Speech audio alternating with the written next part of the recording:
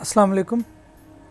आज हम उर्दू बच्चों के लिए तीसरा हिस्सा किताब का सफ़ा नंबर 93 पढ़ेंगे। बच्चों, इस सफ़े पर हम हमज़ा का इस्तेमाल और उनसे मिलाकर कुछ अल्फाज बनाएंगे। बच्चों, ये है आ और ये है आ और ये है ई। एक बार फिर सुने बच्चों, आ ई।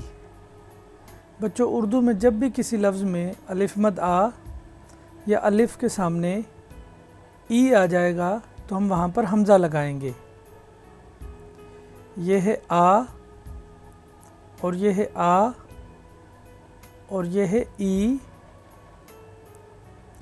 अलिफ मद आ और अलिफ, इन दोनों की आवाज़ है आ।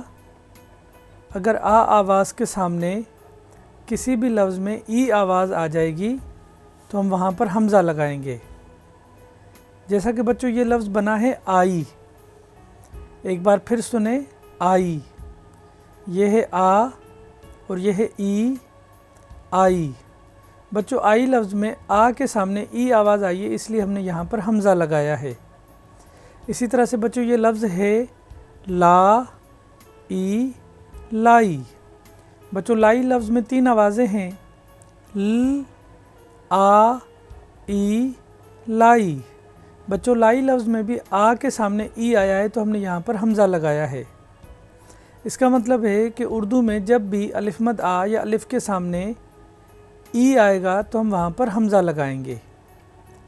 इसी तरह से बच्चों ये है ता और ये है ई और ये बना ताई। एक बार फिर सुने बच्चों, ता ई ताई। बच्चों, ताई लफ्ज़ में आ के सामने ई आया है तो इसलिए हमने हमज़ा लगाया है, ता ई ताई। इसी तरह से बच्चों ये है ना ई नाई। एक बार फिर बोले बच्चों, ना ई नाई। बच्चों, नाई लफ्ज़ में आ के सामने ई आया है तो हमने हमज़ा लगाया है, तो ये बना ना ई नाई।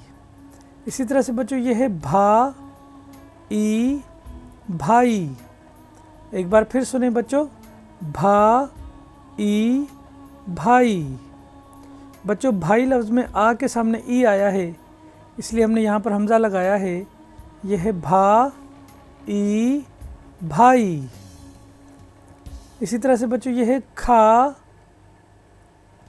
ई खाई। एक बार फिर सुने बच्चों, खा ई खाई। बच्चों, खाई लफ्ज़ में आ के सामने ई आया है तो हमने यहाँ पर हमज़ा लगाया है, खा ई खाई। इसी तरह से बच्चों ये है ला ई लाई। एक बार फिर सुने बच्चों, ला ई लाई। बच्चों, लाई लफ्ज़ में आ के सामने ई आया है तो इसलिए हमने यहाँ पर हमज़ा लगाया है, ला ई लाई। बच्चों, अब हम इन लफ्ज़ों को मिलाकर पढ़ेंगे, भाई खाई लाई। एक बार फिर कहें, भाई खाई लाई। बच्चों, अब हम पूरे सफ़े के अल्फाज को मिलाकर पढ़ेंगे, आई लाई ताई नाई भाई खाई लाई। एक बार फिर बोलें बच्चों, ताई नाई भाई खाई लाई। बच्चों, अब आपने ख़ाली जगह के ऊपर इन अल्फाज को ख़ुद से लिखना है।